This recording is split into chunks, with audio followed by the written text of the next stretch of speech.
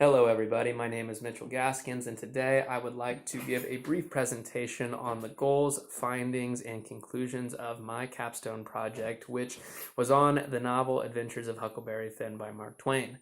Adventures of Huckleberry Finn by Mark Twain has been censored on numerous charges nearly since the year of its publication, and beginning in the 1950s, the main source of the strife against the novel were focused on its racial qualities. So scholars have kind of come together, identified in unity three main areas of concern with the novel, and those can be summarized in saying that there is a profuse amount of racial epithets used in the book, the most liberal count being somewhere in the ballpark of 219 instances of the N-word in its various forms, and some other racial epithets aimed at people of color, be they Native American or Black.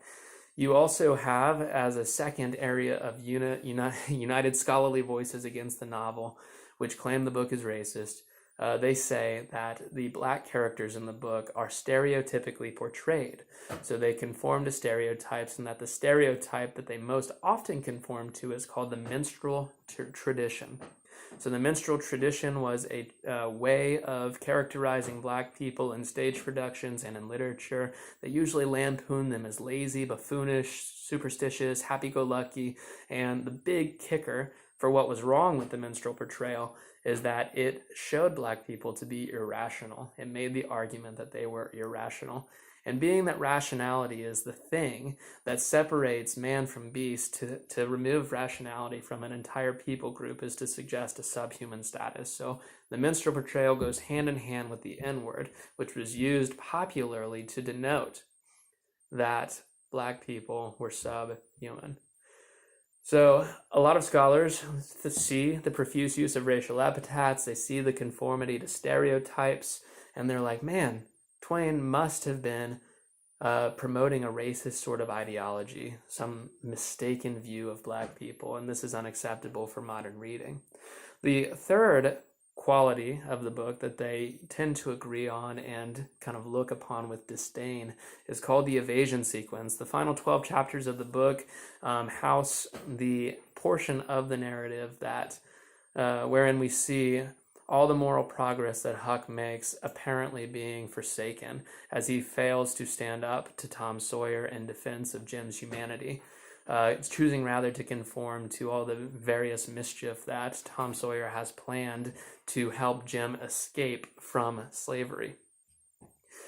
So these three qualities taken together are usually the bulk of what scholars have to say concerning the book's racism.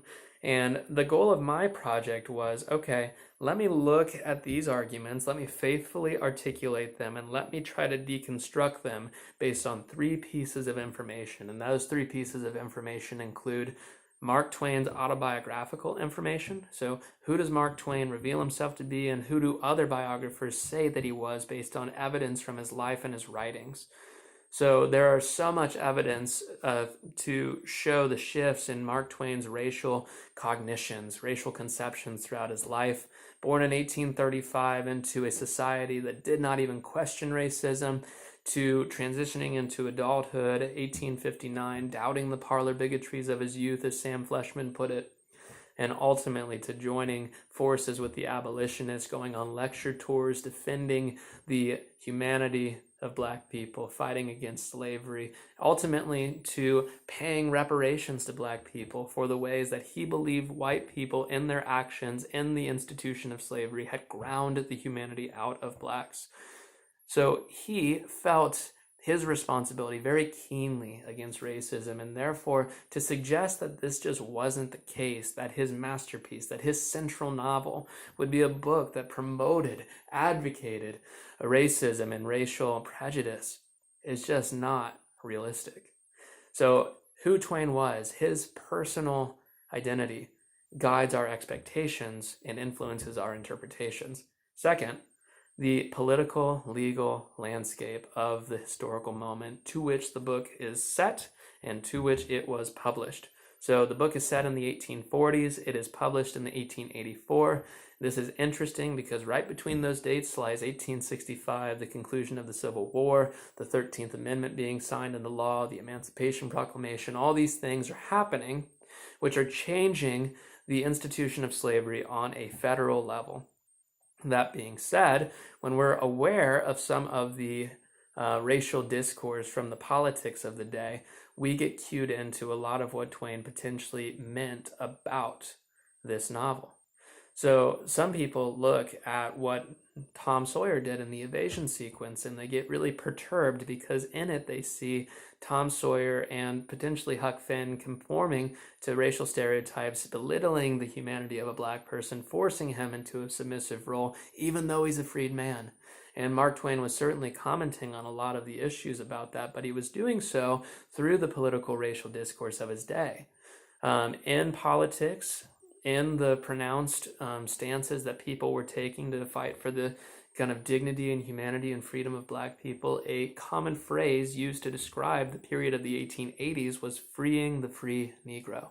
And this concept became necessary because all of the ways that dominant white society, the majority, were fighting to not let emancipated slaves come into the fullness of their freedom.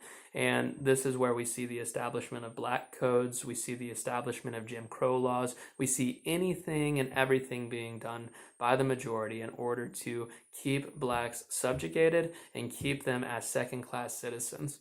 So freeing the free Negro was a phrase that meant in political racial discourse, what are the antics of the majority that they're pushing black people through in the guise of helping them, that ultimately is just another expression of their racism and a new legal form of slavery. So again, we have Twain's identity, we have the historical legal landscape that influences our expectations, influences our understanding of certain phraseology within the book. And when we hold these things together and we perform a literary analysis of the key things that the critics identify as racist in the novel, we're able to come to a conclusion about the novel that none of these things are actually racist, that Twain uses racism subversively to fight against racism. And that's where the title of my paper comes from, which is Subversion Was His Signature, How Mark Twain Used Racism to Fight Against Racism, how Mark Twain, under the guise of racism, fought against racism.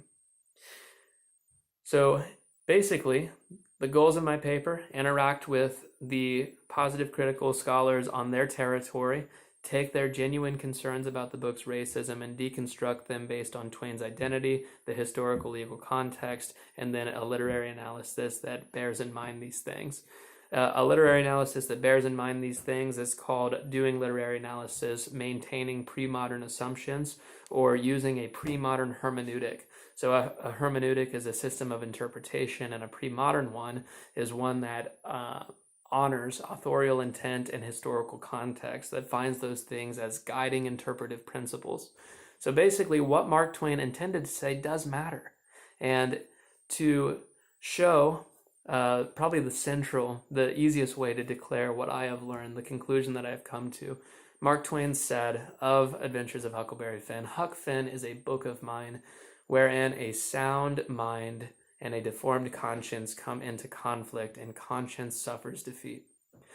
Now this might sound like he's saying Huck Finn makes the wrong decision, conscience suffers defeat. But when we understand how the word conscience functions in the narrative, we see that conscience is never something that Huck Finn should submit to, because his conscience, like Twain said, is deformed. It is informed by the false prejudices of the dominant portion of society.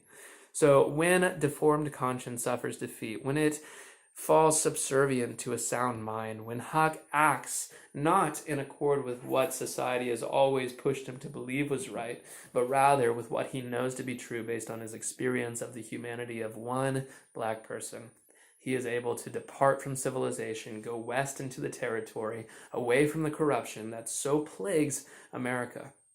And he, in making that choice, distances himself from what he finds to be despicable and wrong. So that's my conclusion. I do not think that the book is racist, nor do I think it lends itself to a racist interpretation. I believe that each of the major objections to the novel, which are again the inclusion of racial epithets, the stereotypical portrayal of black people, and the evasion sequence, I believe each of these challenges can be compellingly met with evidence from the novel when we adopt pre-modern assumptions.